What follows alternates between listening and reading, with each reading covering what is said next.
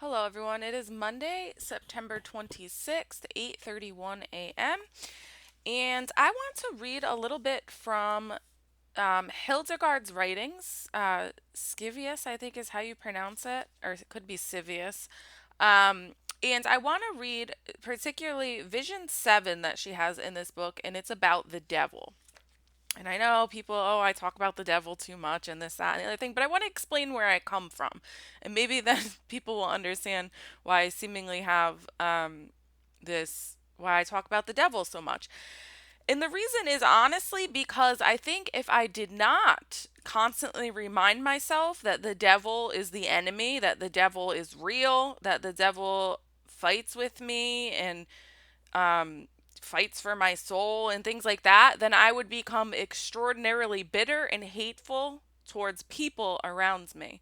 And so, by, I guess, just reminding myself about the devil and learning about his tactics and praying against him and things like that, I am able to love people better in a weird way because I can take some of the blame for their terrible actions off of them and put it in its proper place, which is the devil. And the devil is very powerful right now, and he's ruling things on earth. Make no mistake about it. He's not more powerful than God, but he has extraordinary power right now, and we need to understand that.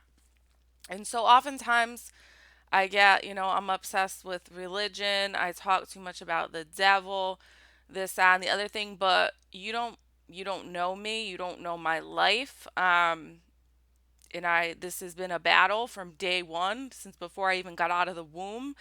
Um, and if not me, then who? That's how I look at it. I have to be obsessed with religion. I have to be obsessed with salvation. I have to constantly remind myself about the devil because I'm surrounded by darkness. I'm surrounded by people who have walked away. So I have to. If not me, then there's no one, and that's the sad reality. So I'll do what I got to do. If you want to judge me and whatever, that's fine. And I'm not talking specifically to anyone on YouTube. Y'all are my people, great, but the people in my life, I'm constantly hearing I need to tone it down. I'm obsessed with religion, but if not me, there's no one. I have to be. It's not something I ask for. It's something that has it's a cross. Um, but it will get me to heaven, and hopefully it will get the people around me to heaven. So, with that being said, Vision 7, the devil. She says the following: Then I saw a burning light as large and as high as a mountain, divided at its summit as if into many tongues. And there stood in the presence of this light a multitude of white clad people, before whom what seemed like a screen of translucent crystal had been placed, reaching from their breasts to their feet. And before that multitude, as if in a road, there lay on its back a monster shaped like a worm, wondrously large and long, which aroused an incredible sense of horror and rage. On its left stood a kind of marketplace, which displayed human wealth and worldly delights and various sorts of merchandise, and some people were running through it very fast and not buying anything, while others were walking slowly and stopping both to sell and to buy. Now that worm was black and bristly, covered with ulcers and pustules, and it was divided into 5 sections from the head down through the belly to its feet like stripes. One was green, one white, red, yellow, one black, and they were full of deadly poison. But its head had been so crushed that the left side of its jawbone was dislocated. Its eyes were bloody on the surface and burning within. Its ears were round and bristly. Its nose and mouth were those of a viper. Its hands human, its feet a viper's feet, and its tail short and horrible. And around its neck a chain was riveted, which also bound its hands and feet, and this chain was firmly fastened to a rock in the abyss, confining it so that it could not move about as its wicked will desired. Many flames came forth from its mouth, dividing into 4 parts. One part ascended into the clouds, another breathed forth among secular people, another among spiritual people, and the last descended into the abyss. And the flame that sought the clouds was opposing the people who wanted to get to heaven. And I saw 3 groups of these. One was close to the clouds, one in the middle space between the clouds and the earth, and one moved along near the earth, and all were shouting repeatedly, "Let us get to heaven." But they were whirled hither and thither by the flame. Some did not waver, some barely kept their balance, and some fell to the earth, but then rose again and started toward heaven. That would be me, that last group, falling to earth, but I try again. Okay. The flame that breathed forth among secular people burned some of them so that they were hideously blackened, and others it transfixed so that it could move them anywhere it wanted. Some escaped from the flame and moved toward those who sought heaven, reiterating shouts of, "Oh, you faithful, give us help!" But others remained transfixed. Meanwhile, the flame that breathed forth among spiritual people concealed them in obscurity. But I saw them in 6 categories, for some of them were cruelly injured by the flame's fury. But when it could not injure one of them, it burningly breathed on them the deadly poison that flowed from the worm's head to its feet, either green or white, or red or yellow or black. But the flame that sought the abyss contained in itself diverse torments for those who had worshipped Satan in place of God, not washed by the font of baptism or knowing the light of truth and faith. And I saw sharp arrows whistling loudly from its mouth, and black smoke exhaling from its breast, and a burning fluid boiling up from its loins, and a hot whirlwind blowing from its navel, and the uncleanliness of frogs issuing from its bowels, all of which affected human beings with grave disquiet. And the hideous and foul-smelling vapor that came out of it infected many people with its own perversity. But behold, a great multitude of people came, shining brightly. They forcefully trod the worm underfoot and severely tormented it, but could not be injured by its flames or its poison. And I heard again the voice from heaven saying to me, and I want to just comment on that last part. What do we do as believers, as people who are trying to get to heaven, who are maybe surrounded by people who are opposing them, or at least maybe not opposing them, but not falling away and things like this? Personal holiness. That has to be our mission, because when we achieve personal holiness, and the holier we get and the more sanctified we get and the more the light shines brightly from us, we are these people. A great multitude of people came shining brightly. They forcefully trod the worm underfoot and severely tormented it. So then, and again, I heard the voice from heaven saying to me, so the way her visions work, she has a vision, it's very symbolic, and then God explains it to her.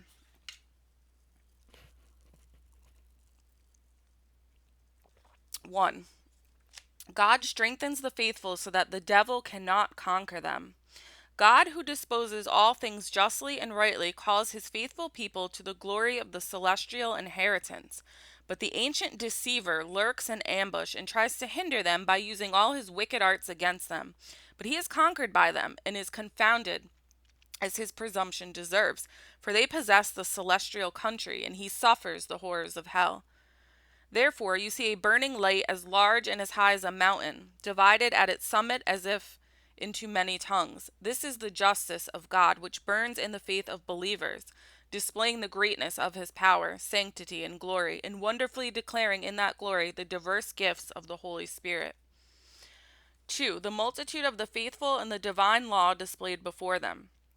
And there stand in the presence of this light a multitude of white-clad people, a cohort of people in the presence of God's justice, shining with faith and well and honorably constituted in good works. Before them, what seems like a screen of translucent crystal has been placed, reaching from their breasts to their feet.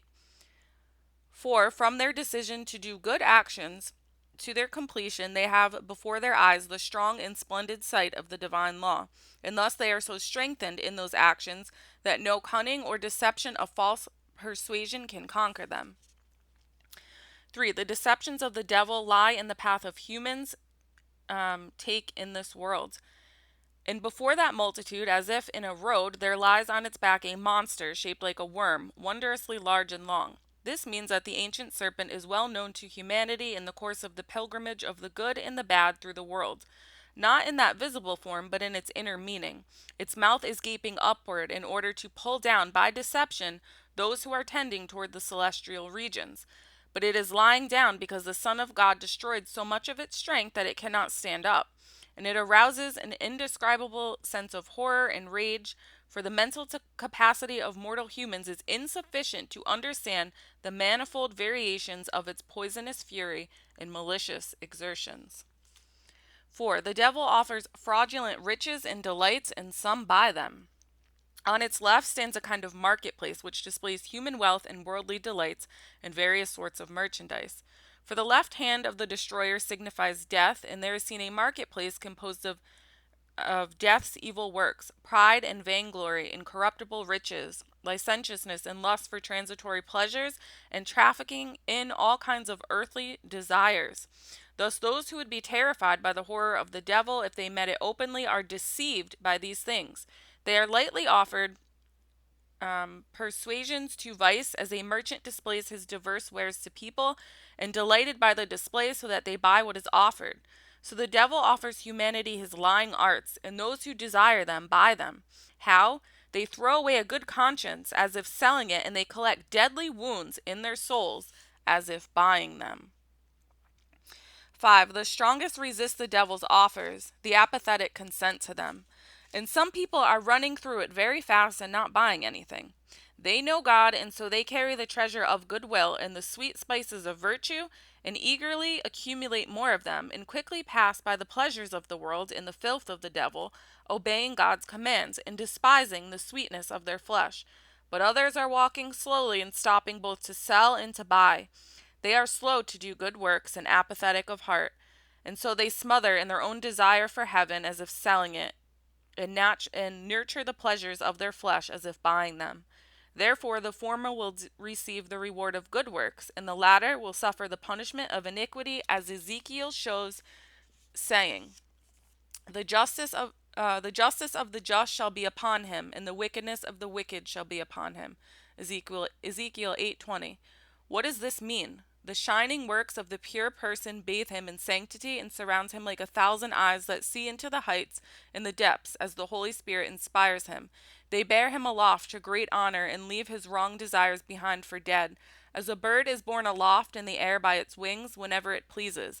But the person who faithlessly follows the wickedness of the savage viper who hisses at heaven, covering the pearl with mud, and raging at the most beautiful among all the beautiful, is degraded by its snake-like poison. He is cut off from the noble work of God's hands, from all honor and from the beatitude of the celestial vision, and exiled from the living fruit in the root of the just tree. 7. The devil labors to deceive the five senses of humanity. You see that the woman is black and bristly, covered with ulcers and pustules. This shows that the ancient serpent is full of the darkness of black betrayal, and the bristles of concealed deception, and the ulcers of impure pollution, and the pustules of repressed fury. And it is divided into 5 sections from the head down, through the belly to its feet like stripes, far from the time of his first deception when he tried to put himself forward, until the final time when his madness will end. He does not cease to inspire the 5 human senses with desire for vices. Simulating a deceitful rectitude, he draws people to the downward slopes of his unclean arts. One is green, one white, one red, one yellow, one black, and they are full of deadly poison. The green indicates worldly melancholy, the white, improper irreverence, the red, deceptive glory, the yellow, biting envy, and the black, shameful deceit, with all other perversities that bring death to the souls of those who consent to them. 8. The devil's pride was overthrown by the incarnation, but its head has been so crushed that the left side of its jawbone is dislocated. This means that his pride was so overthrown by the Son of God that even the enmity of death is already destroyed and cannot exert its full strength of bitterness. 9. What the eyes and ears and nostrils of the serpent signify.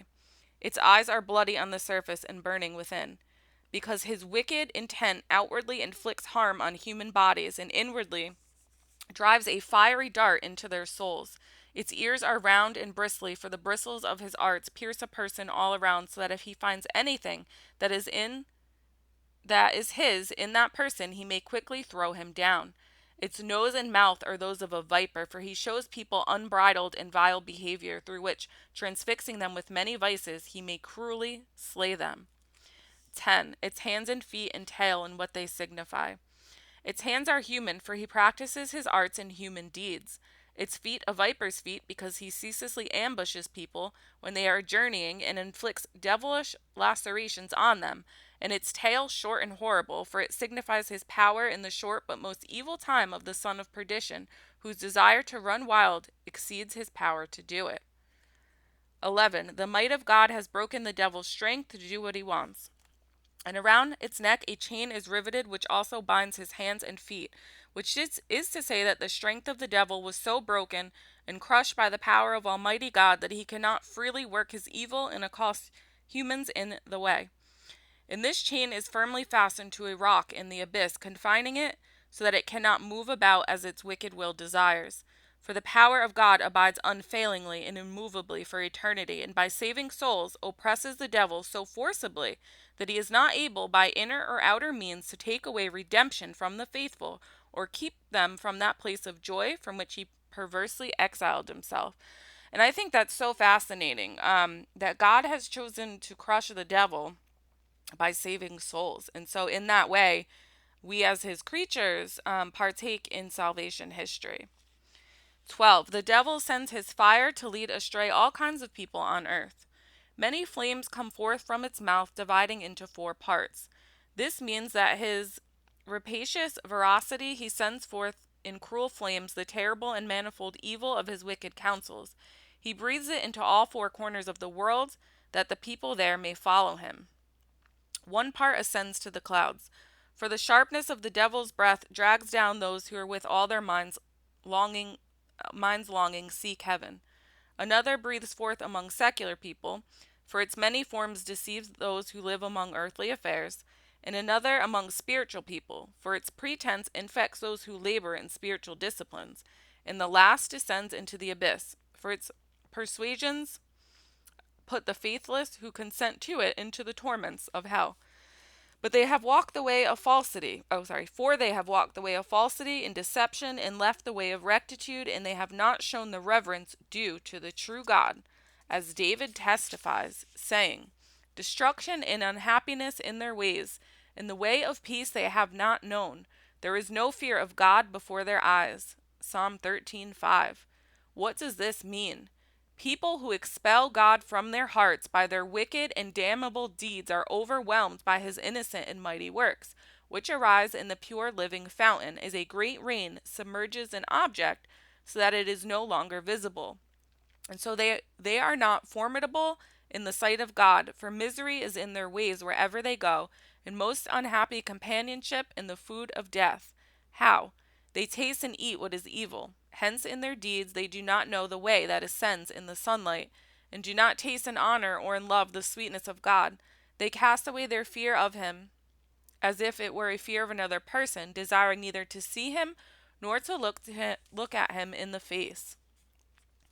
14. The devil assails spiritual and secular people in many ways. Hence you also see that the flame that seeks the clouds is opposing the people who want to get to heaven. For when that wicked flame feels that the minds of the faithful are tending upward, it rages against them most cruelly with its arts, so that they may not come to the celestial places to which they aspire. 15. The 3 groups of these people. And you see 3 groups of these, for they do not cease to worship the true and ineffable Trinity, although greatly fatigued by their struggles. One is close to the clouds. These are fighting most strongly against the devil and raising their thoughts from earthly deeds to heavenly things as a cloud floats above the earth. And one is in the middle space between the clouds and the earth. These people control themselves moderately well, but their whole mind is not set on heavenly things, nor their whole desire on earthly ones. They take a middle way, seeking inner qualities but not refusing outer ones. And one moves along near the earth, for these people have not perfectly renounced the transitory, but cling a little to passing things, and so have great labor and suffer much fatigue. But with the help of heaven, they are all victors, for all are shouting repeatedly, Let us get to heaven. And so the former and the latter people with sighs of desire exhort themselves to move toward the secret places of heaven, even though tired out by the arts of the ancient serpent. But they are whirled hither and thither by the flame, being driven to various actions by the wind of the devil's temptation. Some do not waver, for they are exceedingly strong fighters, and manfully defend themselves from these illusions. Some barely keep their balance, for they keep their feet in the path of rectitude and persevere in God's commandments, but are worn out by their labors and can scarcely conquer the devil's arts. And some fall to the earth, but then rise again and start toward heaven. For they fall into different ways of vice, but are then raised up by penitence and place their hope in God and good works. 16. The temptations of secular people. Now the flame that breathes forth among secular people burns some of them so that they are hideously blackened. This is to say that the flame of evil deception aims itself at those who pursue worldly affairs and subjects some of them to its perversity. It stains them with dark and iniquitous vices so that they despise the brightness of the true faith. Thus they slay themselves by a bitter death and fall to the ground and there do evil deeds.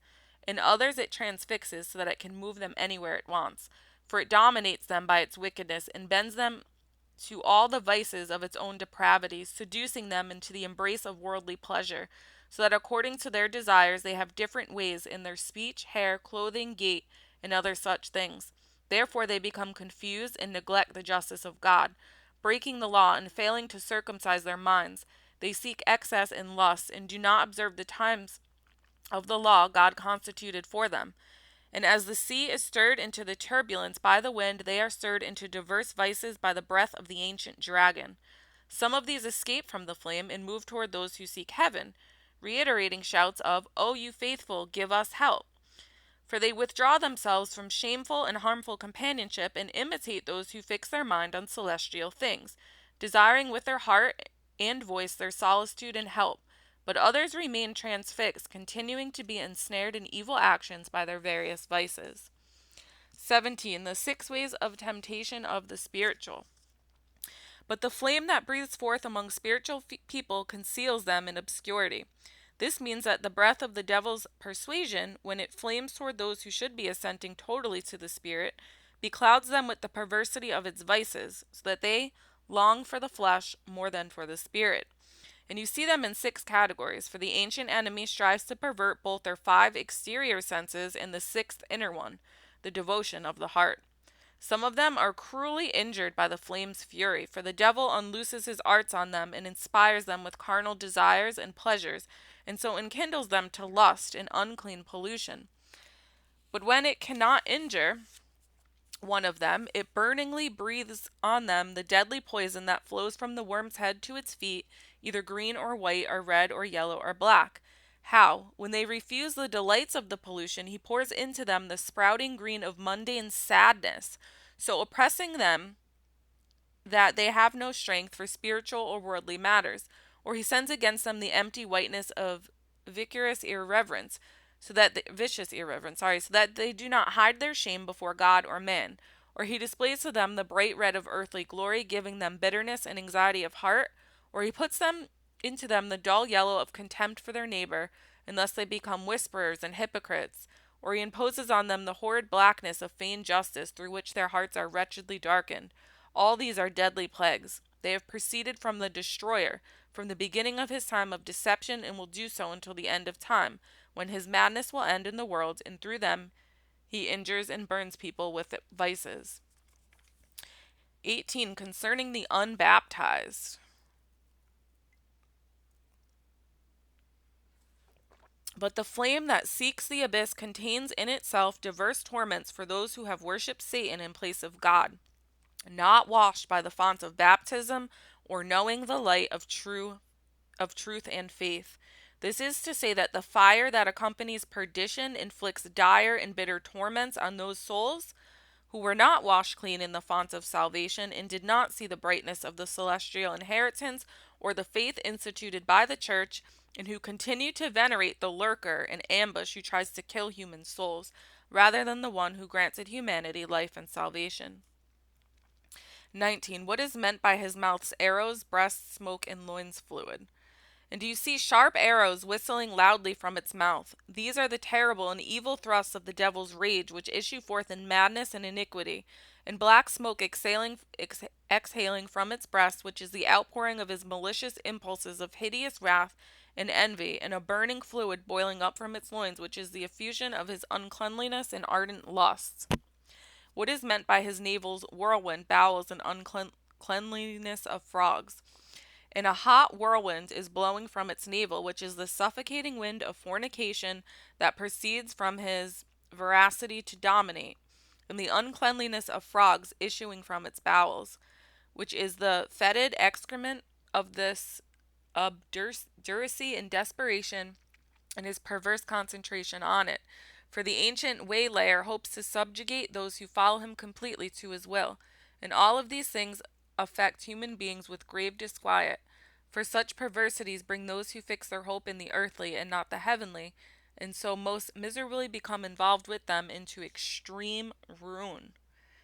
21. The devil makes the foolish believe that he falsely shows them, what he falsely shows them. And the hideous and foul smelling vapor that comes out of it infects many people with its own perversity. This means that the black wrong of a fetid conscience proceeds from the devil and disturbs the foolish with wicked unbelief. How?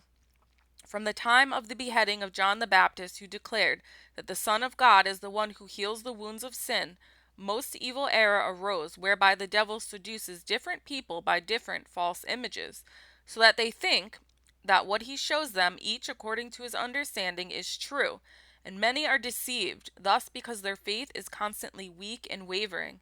But you, O my children, if you wish to live justly and devoutly, fly from this most wicked error, lest death catch you in your unbelief. 22. Heretics who worship the devil for God must be avoided and excommunicated. This is coming from God himself. And fly from those who linger in caves and are cloistered supporters of the devil. Woe to them who remain thus. They are the devil's very viscera, and the advance guard of the son of perdition. Therefore, O you, my beloved children, avoid them with all devotion and with all the strength of your souls and bodies. For the ancient serpent feeds and clothes them by his arts, and they worship him as God, and trust in his false deceptions. They are wicked murderers, killing those who join them in simplicity before they can turn back from their error. And they are wicked fornicators upon themselves, destroying their semen in an act of murder and offering it to the devil. And they also invade my church with their schisms in the fullness of vice. In their shameful plots they wickedly scoff at baptism, and the sacrament of my son's body and blood, and the other institutions of the church, because they are afraid of my people. They do not openly resist these institutions of mine, but in their hearts and their deeds they hold them as nothing.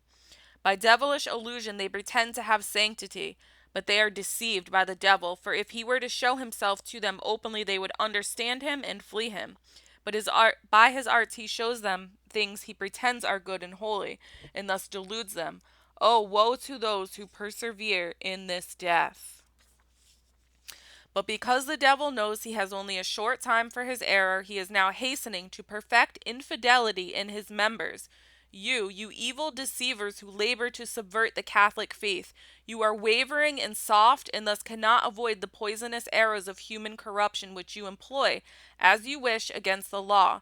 And after you pour out your lust in the poisonous seed of fornication, you pretend to pray and falsely assume an air of sanctity which is more unworthy in my eyes than the stinking mire. And thus for certain the punishment of all these schisms shall fall upon you. The one that arose in Horeb, when the Jewish people made a graven image and played before it in devilish mockery, as some wantonly do to this very day, and the one about Baal, in which they perished, and the one about fornications, where the Midianites did shameful deeds, and all the others, for you have part in all of them by your evil actions. But you are worse than the earlier people, because you perceive the true law of God, but stubbornly abandon it. But O you who desire to be saved and have received baptism and form the holy mountain of God, resist Satan and do not descend from the height of your salvation. Whew, strong words there from God. 23. God's grace forsakes his despisers, but mercifully helps his seekers. The devil ceaselessly sets his snares against a person who is so hard-hearted as to despise God's help in resisting him. For then he seeks a blackness of iniquity rising up in that person, bringing such bitterness into his whole body that its strength dries up. Hence, when a person begins to contemplate his evil, and so crushes himself in despair, deeming it impossible for him to avoid evil and do good, the devil sees this and says, Behold, a person who is like us, denying his God, and turning to follow us, let us hasten and run swiftly to him, urging him by our arts that he cannot escape us. For to leave God and follow us is what he wants. But a person who is assailed by these evils through the devil's agency and polluted by murder, adultery, voracity, drunkenness, and excess of all vices will fall into death if he continues in them impenitent. While one who resists the devil and withdraws repenting from these vices will rise again to life. For if a person follows the longing of his flesh and neglects the good desires of his spirit, the maker of this globe says of him, he despises me and sinfully loves his flesh and rejects the knowledge that he should turn away from perdition, and therefore he must be cast out.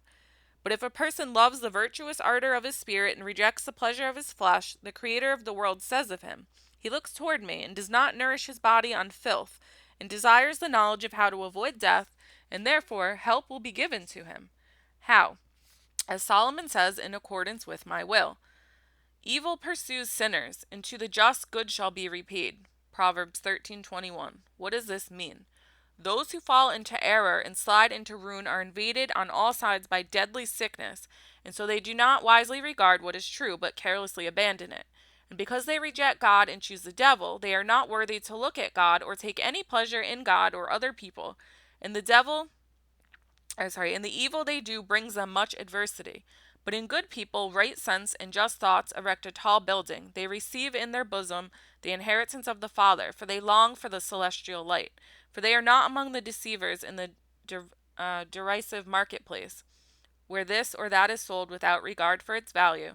But in God they possess that which is true. 25, and it's the last explanation. True worshippers of God crush the ancient serpent.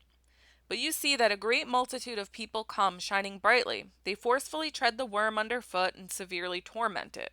This is to say that those who are born into human misery, but who constitute the faithful army of believers, hasten to attain their desire for heaven by the faith of baptism and blessed virtues, which are beautiful adornments, and by their deeds they cast down the ancient seducer. They are virgins, martyrs, and all other kinds of worshippers of God, who in full knowledge, who in full knowledge tread worldly things underfoot and desire the heavenly, and they surround the devil and crush him with force, weakening him with dire suffering. But they cannot be injured by its flames or its poison, for they are protected by God with such strength and constancy that neither the open flame nor the hidden persuasion of the devil's wickedness can touch them. For they forsake all vain fictions, and with great strength and virtue hold fast to sanctity. But let the one who sees with watchful eyes and hears with attentive ears welcome with a kiss my mystical words, which proceed from me who am life. Amen. Powerful words, powerful visions on the devil and the battle and sanctification in the people of God and the people of Satan. And I think as we can see from God, the words of God, the strongest words he had were for the heretics. I forgot what they label them as. The heretics, the false religious, heretics who worship the devil, for God must be avoided and excommunicated. The false religious, the bad clergy. Yikes. So, anyway, this has been going on for 33 minutes. Hope y'all have a blessed day and something to meditate on for the week.